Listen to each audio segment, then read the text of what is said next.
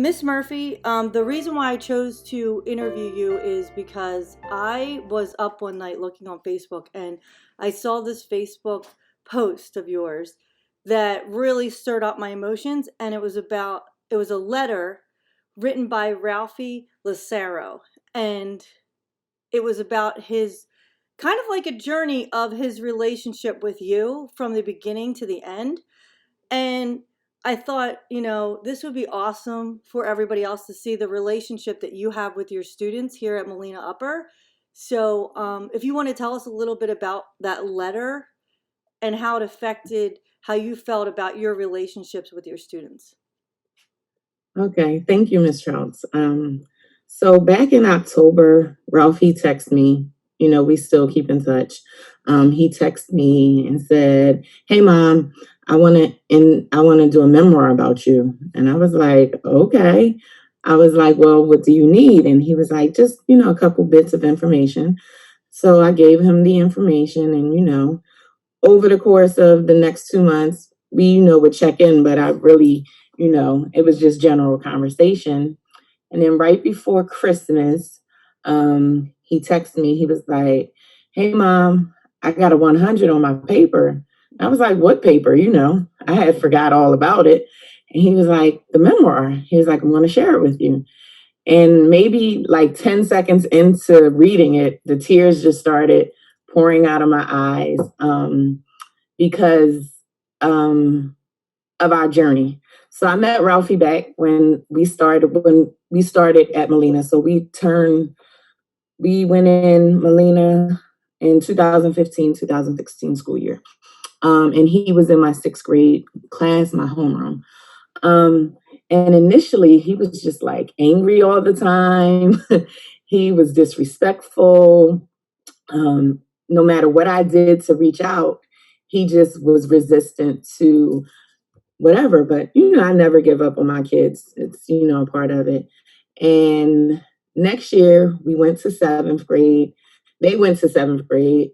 And I switched classrooms. So now my classroom moved 2 doors down. So every morning, a group of the now seventh graders would come down to my homeroom and just talk before school started, and we would just talk and hug.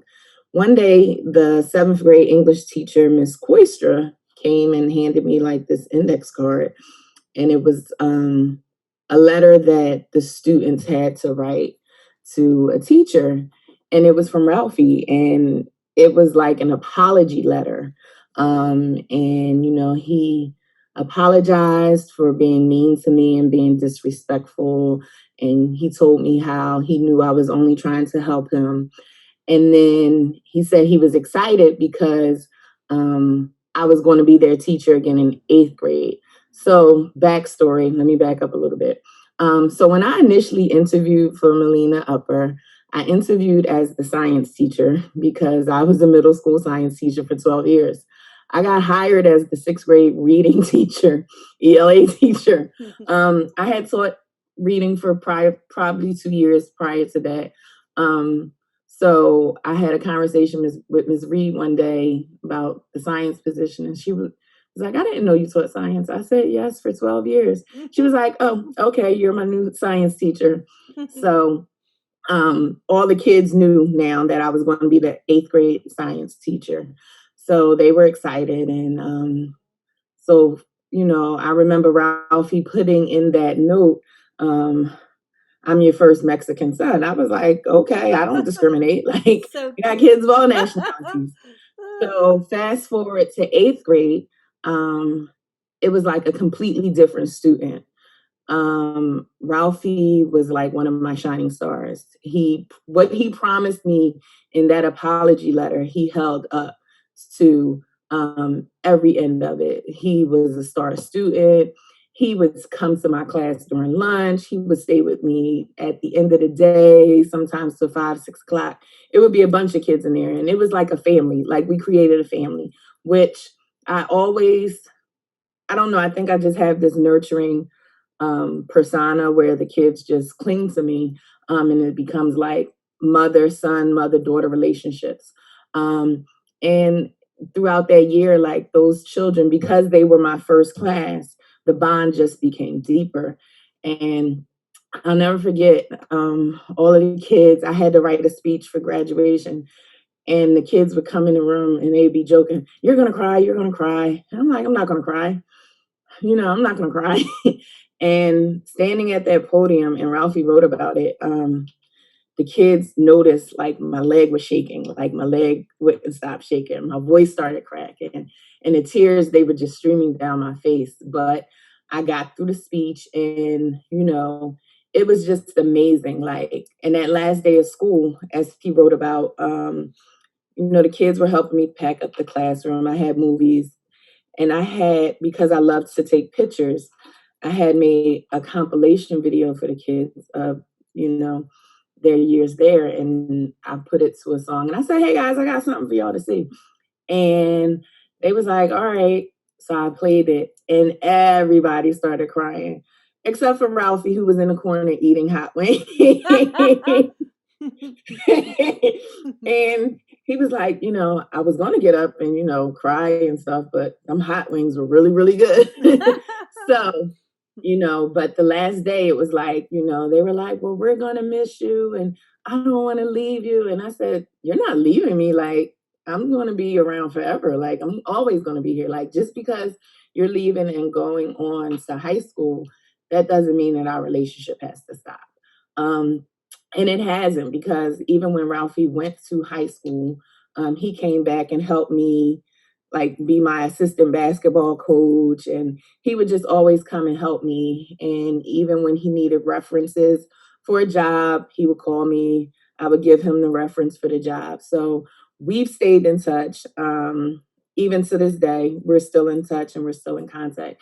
And that goes for all of my kids. Even 18 years worth of teaching, I'm still in contact with those children, because I don't think you're a teacher, but that doesn't stop when they leave your classroom, if you know what I mean. And I've seen that. Not that I'm your Facebook stalker, but you're on my feed, and I enjoy all your posts because I do see the relationship that you have with your past students. Like, they come to visit you. You'll go out to lunch with them. It's just a completely, more teachers need to do that. And I've seen Ralphie, in the building constantly. "Hi, Miss Trouts," and I'm like, "Ralphie?" And but he was there like on an everyday basis for a while. And um I know you said, "Oh, you were crying a bit." I was weepy. I was crying when I read that letter, especially at the part where he was talking about he was eating those chicken wings and he thought it was so good, but then he didn't want the movie to end because then he Right. knew that then his life was moving on to the high school. So, And I didn't post that like to get recognition, right? It was, I always believe in giving people flowers before they're gone. And to me, that was like one of the ultimate things that, like, somebody has ever done. Like, but the impact that it has, right now being virtual, this distance learning is rough for everybody. And I know several teachers who have like resigned, like said, "This is it, I can't do this anymore." And one of my friends that's a teacher was like, this just made me reevaluate everything, because I know that there's a purpose in what we're doing. There's a purpose. God chose me for this, and I just think about the teachers that I had, and one of like my biggest role models, she was my second and fifth grade teacher, and now she's my double sorority sister. We're in two sororities together, and I just think about like the impact that some teachers that I had that showed me that they cared. And I just always wanted to, I always knew that I wanted to work with children. I didn't want to be a teacher initially. I wanted to be a pediatrician, but I was lazy and didn't want to be a doctor anymore. And so I said, "Well, what can I do?" And I never substituted. I never student taught. And I'll never forget the first day I was in front of, I had this group of seventh graders. I had just got hired, and I went in there and I said to them, I said, "Listen, I said, I've never done this before. This is my first time in front of kids. I said, and we're either going to sink or swim together, and I'm not drowning for any of you. So we're going to get through this. And even to this day, like my kids are like, you just came in and it was like you had it. It was like some people have it and you had it. And I thank God for the principal that hired me, Miss White, for taking a chance on me, because she didn't have to give me that chance. And that is a beautiful segue into the next part that I wanted to talk about. And the Mhm. fact that she gave you that chance and you gave all these kids that chance, but you did it in a human way and you were yourself. And like you just Mhm. said, you either have it or you don't. But it is something, other teachers can practice. But maybe if they just, if they really thought about being who they really were, because the kids can see right through you.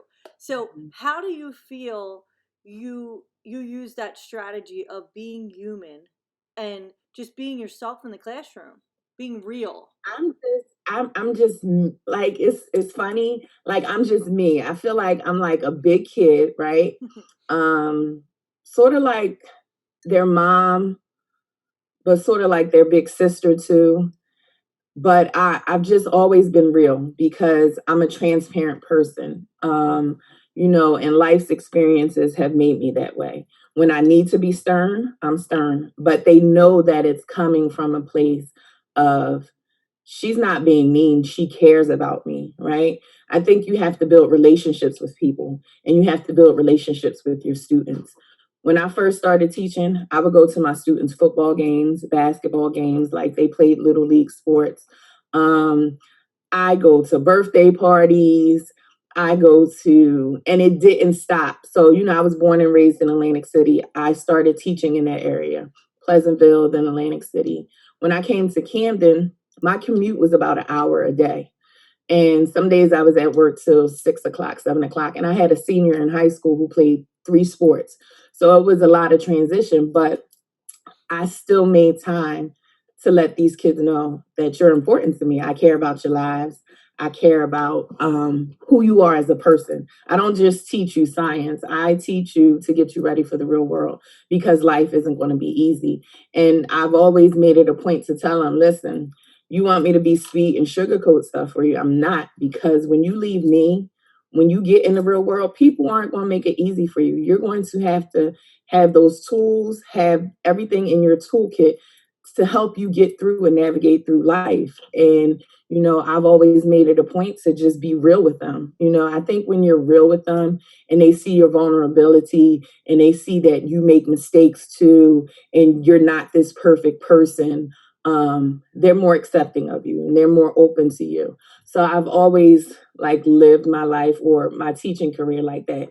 And some people used to be mad at me, like, you're too nice to those kids. Why are you always with those kids? Or why are you having lunch with those kids? Because that may be the only love that those kids receive that day, right? We don't know what the kids are dealing with before they come to school, when they leave school. We don't know what's on their mind during school. So if I come in and just bark at them, that's just somebody else who's adding to their trauma. And I never want to add to kids' trauma. I feel you, Miss Murph. I feel you. I agree wholeheartedly in that. And the next, so I just want to sum that up right now because I think this interview was awesome. I think that Okay. everybody needs to hear this. And I know when I read that letter from Ralphie, I was teary eyed and I thought there was so much involved in it. I'm going to post it with this video like on the side so people can read it if you don't mind that. Is that okay? That's fine. Okay. Yes. But we're going to move on to the next topic, but for right now, I'm going to just say that we really appreciate you, and that's why we're putting you in the teacher spotlight. So, Thank you. Thank you. I love what I do. I love my job. I love, the people who have become friends, not only friends, but have become family. Melina Upper is genuinely a family. And I love it there. Like, people, I got rehired in Atlantic City. And I was like, this is where I'm meant to be in this moment, right?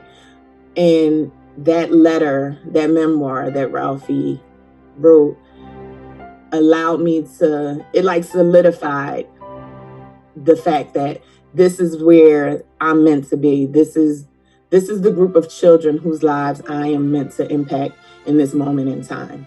How long I'm meant to be here, I don't know. But right now, this is where I'm supposed to be. And you know what, Miss Murphy, I feel like the same as you. Like, I feel like we're a family, and we know everything about each other practically, and we know our downfalls. We know how the good things. Like, we know just what we're going on, and we have a good family relationship, and I appreciate that at Melina. And I think that letter solidified it for a lot of people. Like, all the hard work that everyone's doing, to read something like that towards you was like, it made me feel like, wow, you know what, if I'm going the extra mile, it's important. And if I need to reach out a little bit more, I'm doing it because I want that. So I think, like, Right. the relationships that we build with our students are so important. And that Right. letter just showed it. Like, that was just 5 stars. Like, that was just crazy. And I was Yeah. crying.